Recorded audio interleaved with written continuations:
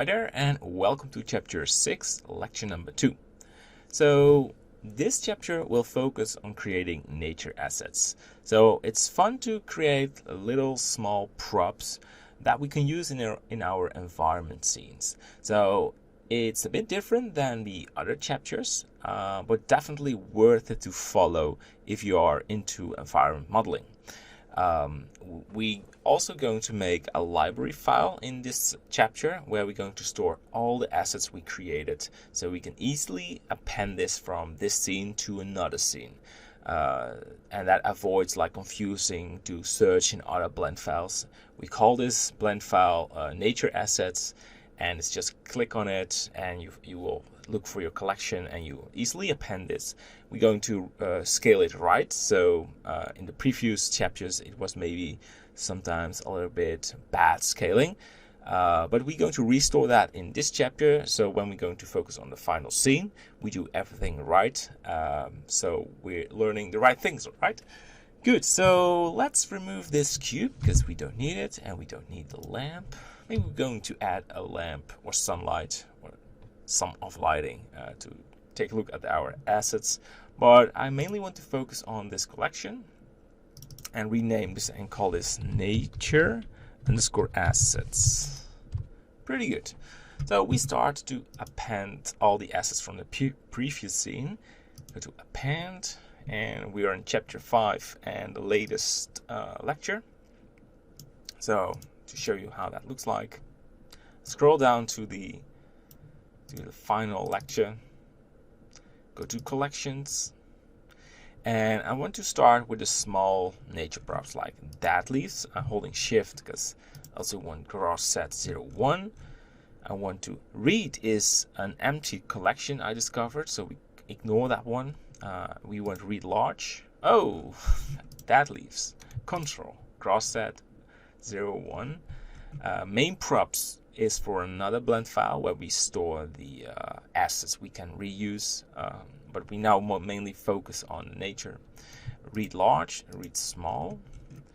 And I want to have the twig birch A and twig birch B. And we ignore window frames. So we can append this. And we're going to do some organization. So right now it's just everywhere. Let's start with the grass. So we made these bound boxes for the grass because when we use the textured mesh or just a full mesh, it will really slow down the computer. And what we will do right now is we keep it this way. Only the grass will be box bound. But we will give it the right scaling. So let's open the tab, and right now our grass is 4 meters. That's way too large. So give this the right scaling, and we want to give this the right heat. It's not only in viewport, and bring these together. So you don't want this losing space. And something like this will look nice.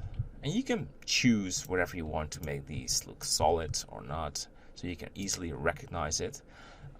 Maybe we do this later in this nature chapter, but for now we keep it this way. You can easily see it's the what does it say? The grass set 01. All right, so let's move this one right there. And I want to focus on the scaling. So right now it's almost 1 meter, so it needs to be more. It's 40 cent. I want to have something like 20 centimeters, something like this. It's very small, I understand, but grass shouldn't be that big. So Control A, rotation and scale. That's very key. All right, so it's already stored in the collection. So let's move these twigs now, and this one as well, and we focus on the dead leaves and we make these smaller and smaller so they fit the size of the grass. Control A, rotation and scale. Let's take a look. 16 centimeter for a leaf. It's just slightly too big. And keep in mind that we can still tune the scaling when we import these in the scene. All right, Control A, rotation and scale.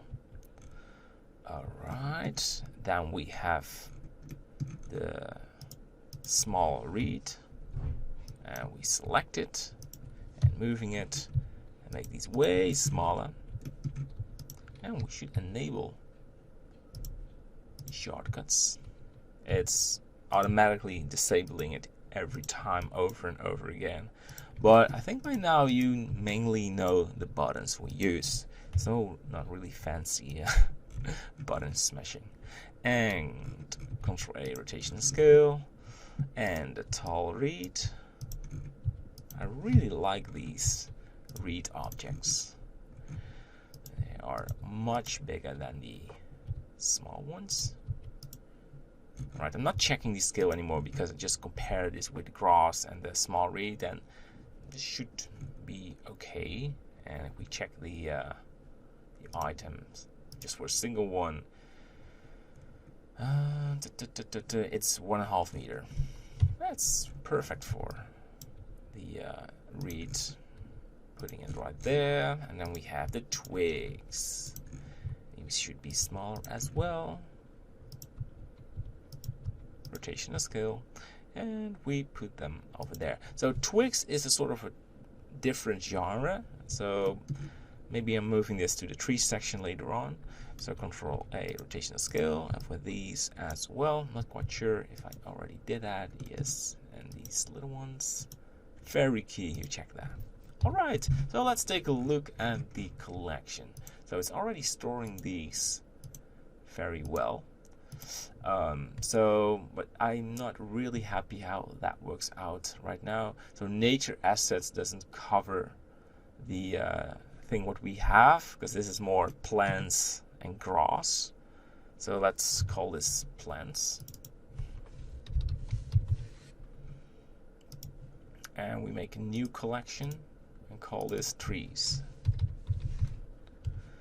And I like to make a new collection in trees and call this twigs, and move these two into twigs.